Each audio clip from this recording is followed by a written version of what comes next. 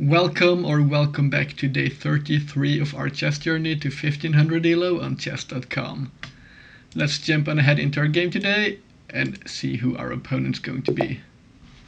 We get Kuriman from Switzerland with an ELO of 1362. We'll jump on ahead into the Sicilian defense. And here, I know last time I mentioned I would look into this line here, but I think I do remember some of the theory here. I haven't had all the time in the world to look at this since last time, but here I think at least I know how to approach to a certain degree at least.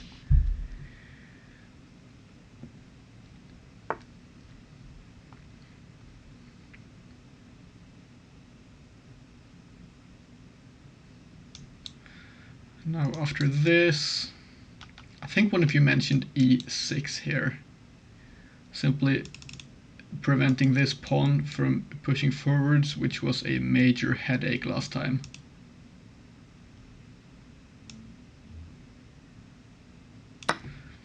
First of all, we will capture here. And now this e6 move is probably going to be interesting.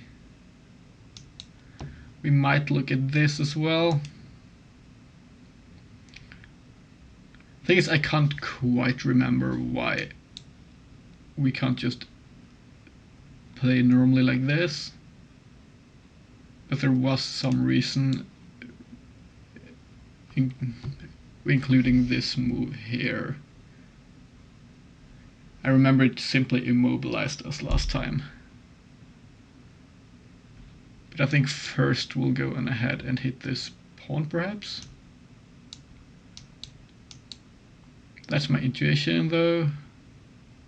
And this would be a free pawn for now at least.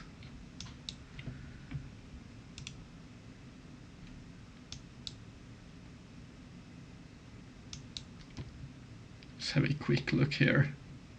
I think I'll go on ahead and play this move first. And now I think we are probably transposing into something more common. Or so I would suspect at least. And then we will have the eventual d6. Which, when I think about it, d6 might have been what we played last time, after which we might have gotten hit with this. But I don't quite remember. We might see a bishop move here, hitting one of our knights. I want to get to castling as quickly as possible here. Moving our bishop somewhere along this diagonal. They hit our knight. And here I think we could honestly go on ahead and hit their bishop like this. And then I suspect them to drop back, or I suspect they will do so at least. And then I think this move might be a bit premature, simply because we can't capture, as they would prevent us from castling. First of all, we will start off with this move though, because we don't want to double our pawns.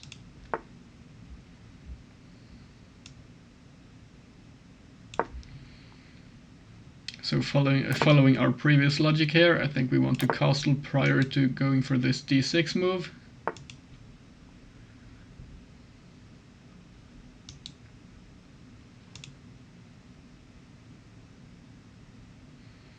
I'm looking for tactics here, but I'm not finding any.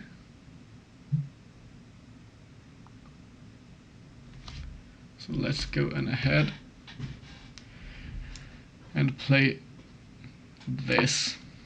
And the reason I'm liking this move a lot here is because our opponent can't reinforce with the f-pawn because of their knight. So they either capture and are left with this isolated pawn, or they will be left with this pawn, which might just be considered overextended.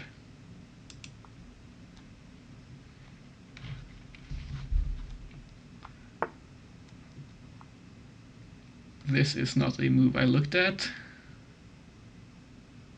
but it does make some sense. Let's try to calculate here, as we still do have a lot of time. We should probably capture here, I think. What happens here, they would have to recapture with this. But then I think we win a pawn. If they capture here, we can capture here without breaking our pawns apart. And we still have this knight defending this pawn here from this knight.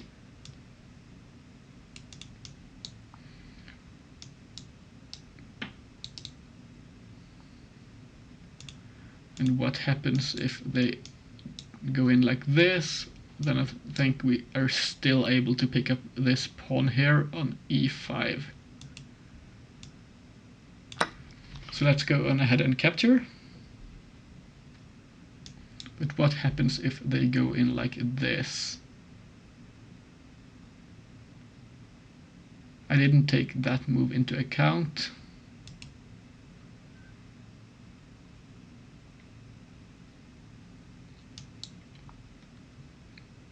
But either way, it would still be just be a pawn trade and not a loss, I think. Let's have a quick look here. If they capture and we capture, then they could still capture our pawn here, and we might just trade down quite a bit of material, and the center will open up.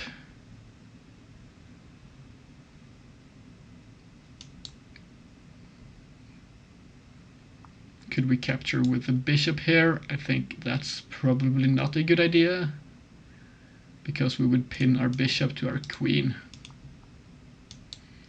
So let's look here. This is likely to happen, or if they do take here, then I think this is in fact a free pawn.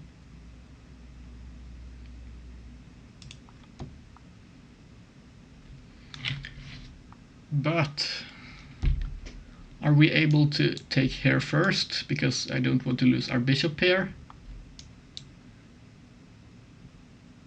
Then they could move in with their queen and we won't get the extra pawn.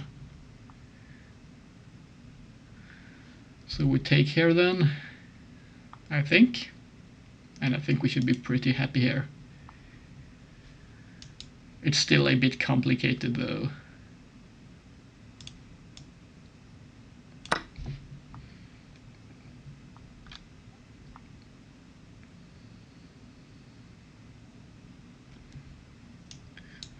Either capture here, we hit back with our queen, we don't want to double our pawns here and isolate them.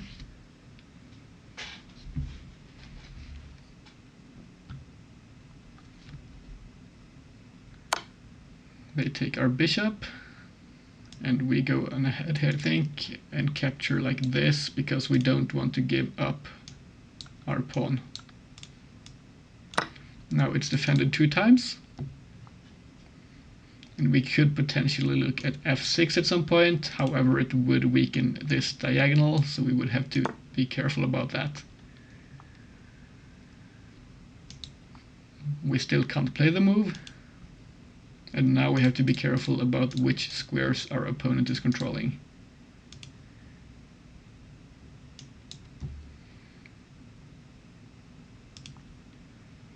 I would have liked to go here.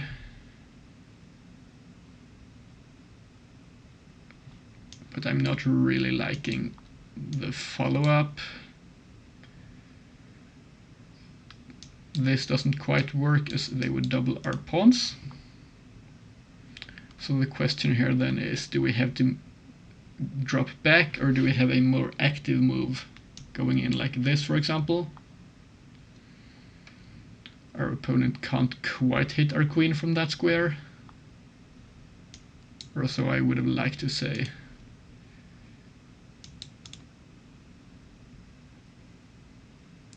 Do we just drop back here and develop our bishop like this? And if trades here, we still keep our pawn structure intact. I think that's probably quite decent. I just want to make sure our opponent doesn't have an infiltration here.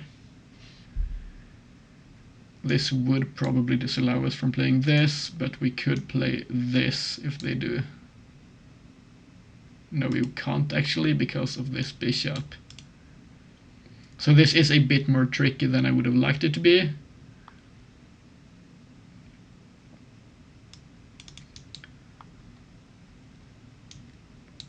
But this might not do all that much either. We could just move on out like this instead, and then hit their queen afterwards. Or we still wouldn't have been able to. Maybe we could even go like this and hit their queen. Either way, I think we'll drop our queen back. But I'm realizing we might have queen to c7.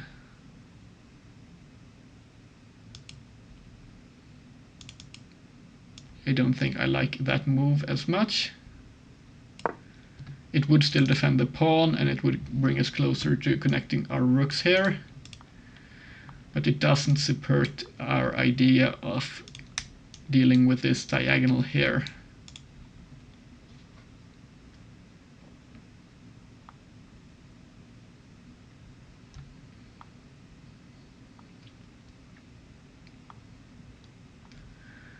Now, could our opponent play any threatening moves here?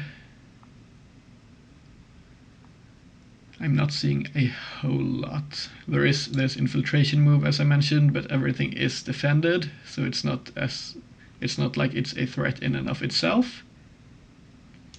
Then we could just develop and hit the queen to force it back out, perhaps. They would have this move. I keep on forgetting in every line this square on d8 is going to be covered by their bishop. King to h8 might be played at some point to allow us to play f6.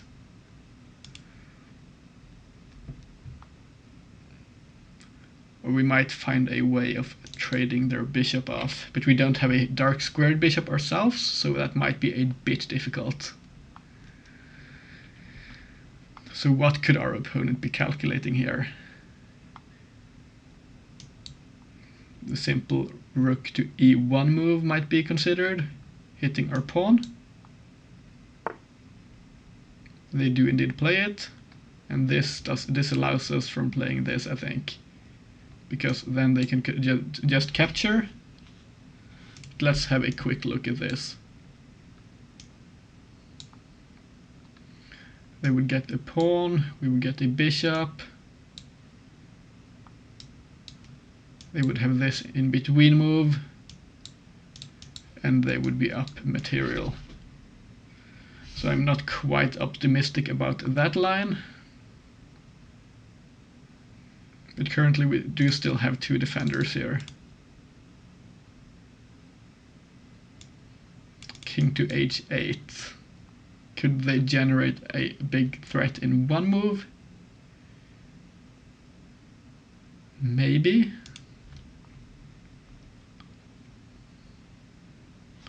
But do we have to play this? I don't necessarily think we do. We might have the option of playing our bishop out here.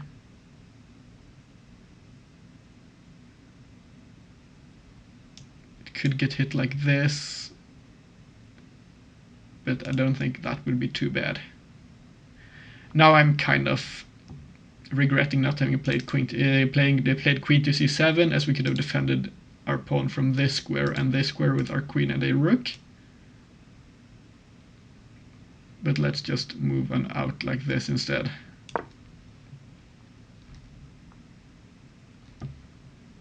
We have to make sure we don't get our rook trapped here. For example, if their queen is along this diagonal, this move could be dangerous if we don't have our knight here.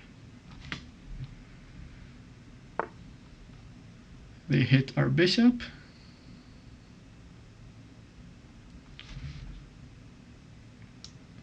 And now I think we can play this move. Simply because this is not a good trade for our opponent.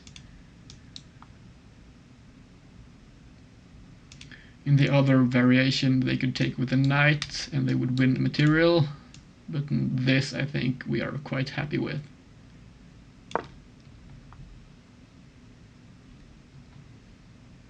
They might pin our knight.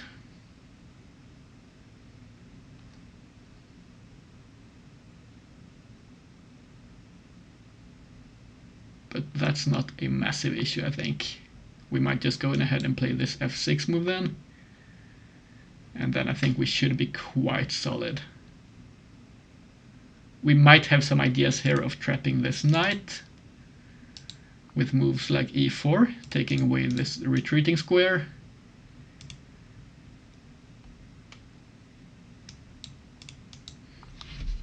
But we aren't able to defend the pawn if it goes up. This. I guess they will drop back to this square. After which we might actually be able to play this move. But I think it would be too transparent of a threat, and they would move a pawn, I guess. This move, what does it threaten?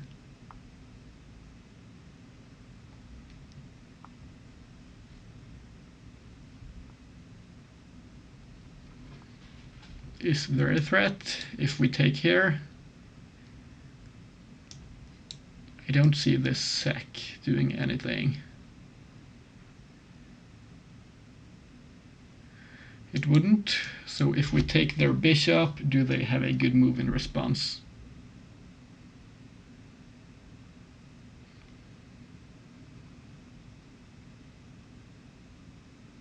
I genuinely don't think they do. Either our opponent might be a tactical genius, or we probably just break apart their pawns here and get this defended.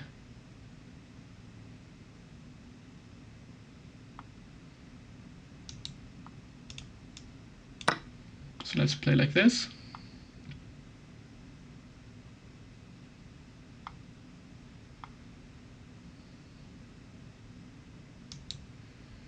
I'm looking at f6 afterwards, which would also look at a queen trade. And then I think we would be able to play with our pawn advantage and their doubled pawns over here. I think all trades should favor us at this point.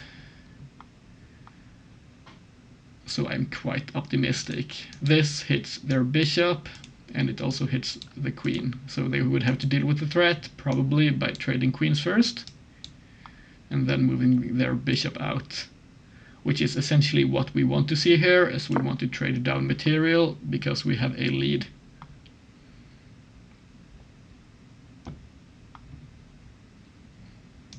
I'm not quite sure as to what their queen to h5 move was meant to threaten, but they might have played it in hopes that they might have a good attack as a follow-up.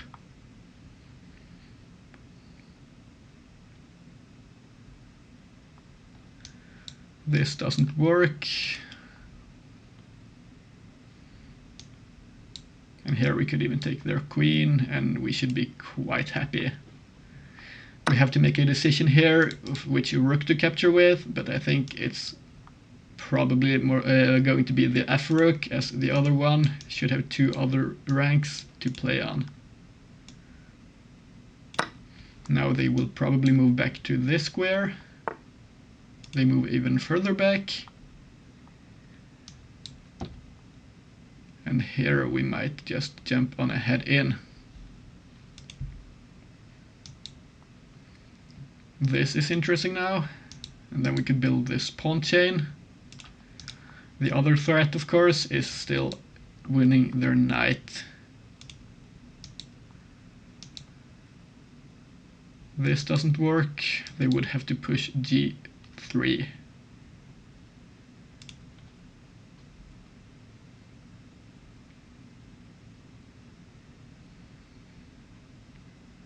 So if we push, does this do anything?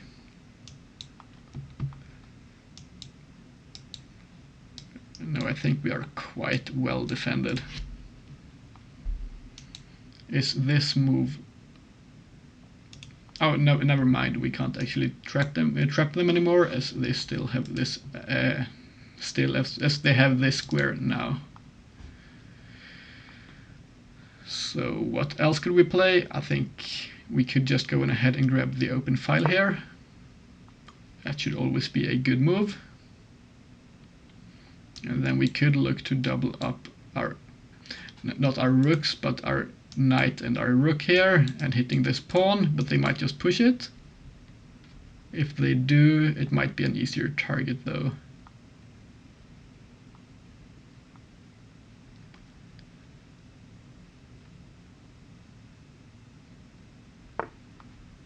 Bishop to c3, okay. This is a quite decent move, locking their bishop into a good position.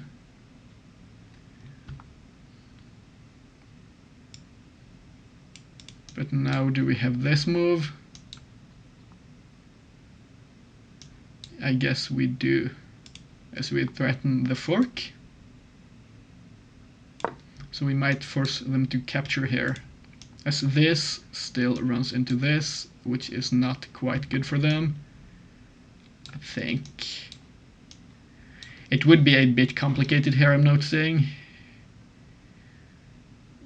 But we might have back rank threats against our opponent.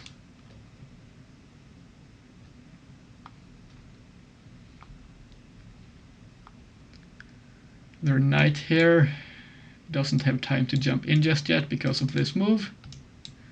The fork and the pawn are both threatened. So after this we hit their knight. I guess this is the most likely square, looking for an eventual check perhaps. And then we could try to go on ahead and gobble up their pawns. Those two here would be difficult to defend, and our opponent might choose activity instead of defending them. So they might take a file here perhaps, or they might even defend it like this, which defends it while playing actively.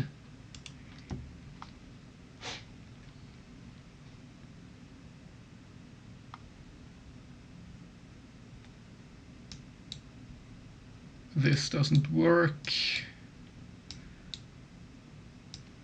Yeah, this doesn't work at all. I just want to make sure we have the tactics on our side. We would be hitting the rook here. But I want to look at this position, as this is somewhat likely to happen.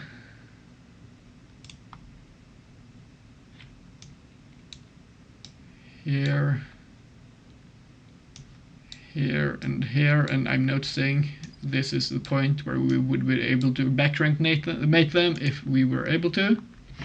So they can't take this pawn on a7, so it's not as complicated of a position as I thought it might be.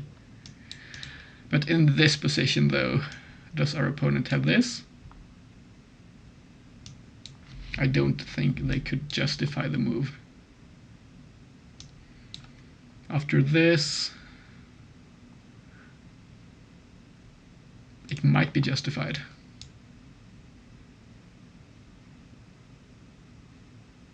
Unless we play this, for example. This is a bit trickier than I thought it might be. But they just go on ahead and take our piece, and we will capture with our rook. I'm expecting them to probably take this c-file, but they play g2 here, or g3 rather, to avoid any back rank issues. So now we have to make a decision of either pushing this pawn or playing one of those moves here, I think. This defends their knight, so it's a double... it's got two ideas, this move. Dealing with the back rank and defending the knight.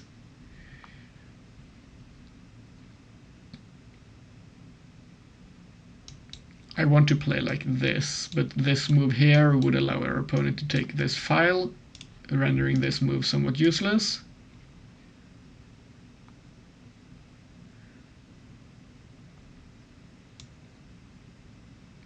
So how about hitting their pawn first instead? Now they would have to defend it with either of those moves, or they would have to sack it for activity. Here I'm noticing they might have this move, looking to go in here, but they defend the pawn, and this I think is just what we want to see. Because now we can jump in like this, I think. I just want to make sure this isn't a threat. It would knock us off the second rank.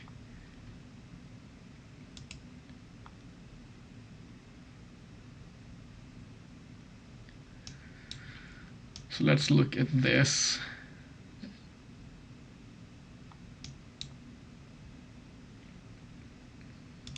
Should we play this instead and look to target this pawn, which is difficult to defend? I think we might go in ahead and play like this instead. I would have liked being able to bulldoze the second rank here, but their knight comes in just in time.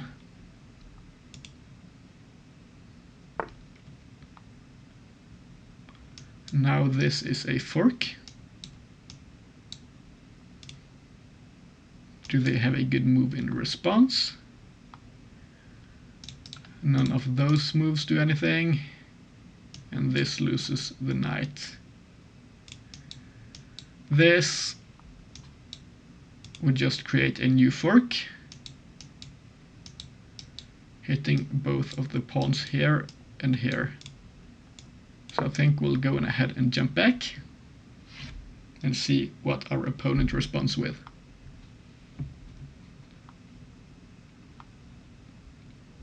This, I think, is the most likely move to be played. But if they play it, I'm not seeing how they counter this move. What if they take the file? I don't think they can, because we capture and this is covered by our knight, so they might jump in. Well, this, I think, is just good for us.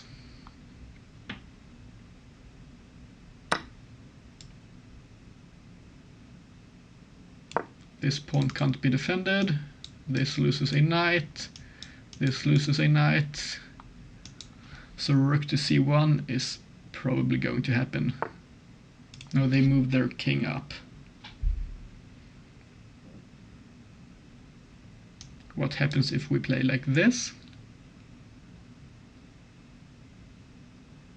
I guess we could do that afterwards. We'll just start out with this, I think. Just making sure to win material when we can. Our opponent resigns at this point, and we are back up over 1400 ELO. Thanks a lot for the game, Kariman from Switzerland. Let's have a look at the game review.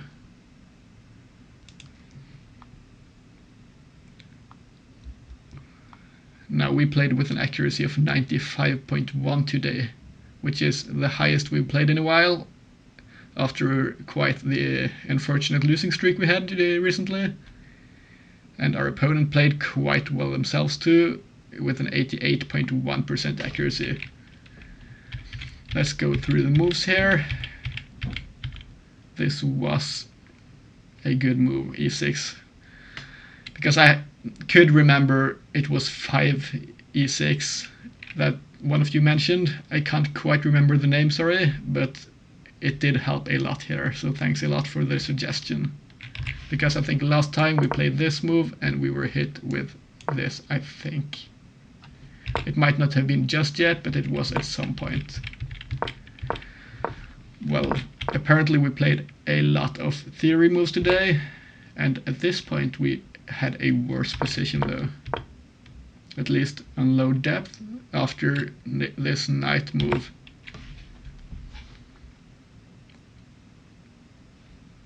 Still, it does say 0.3 here, but that's not too bad.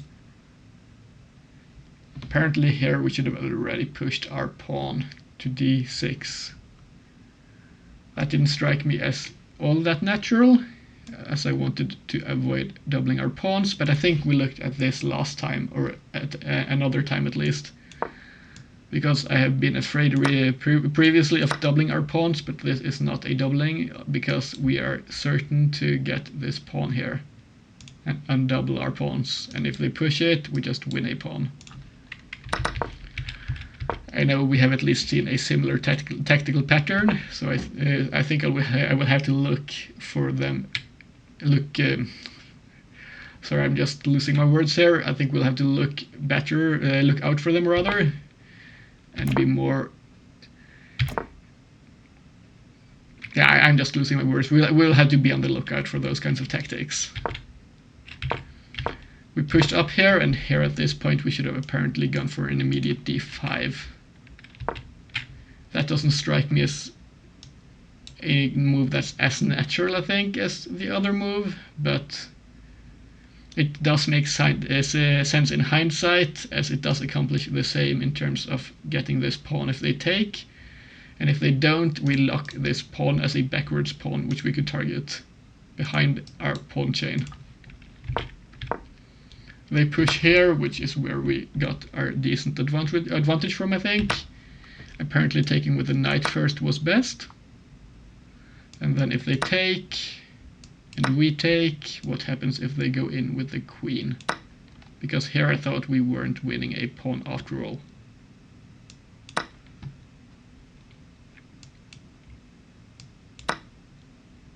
This doesn't work, I'm noticing, because of this. I didn't calculate quite far enough, but this was not bad either. This queen to c7 move was indeed better, but this also worked to some degree. Here I didn't see what we would have done after this knight capture, which seems to have been the best move.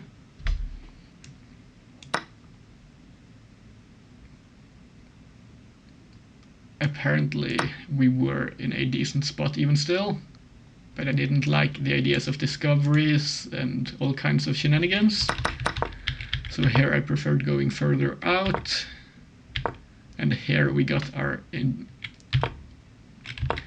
quite better setup here, because now we wouldn't have run the risk of getting hit by their knight, as it was offside here. We traded, and this move essentially settled our opponent's fate, I think, because from this point on we were in the driver's seat. And here our opponent resigned after our capture. Apparently, as we looked at, this move was indeed slightly better, which I guess makes sense, but I wanted the immediate material, which might have been a bit too greedy, but it did work out though in the end. Well, this is the first game we have played in a while without any time trouble, so I'm quite happy with that, and I see we are back up to 1404 ELO. Well, anyways guys, thanks a lot for watching. This has been our game for today, and I hope to see you all tomorrow. Bye bye.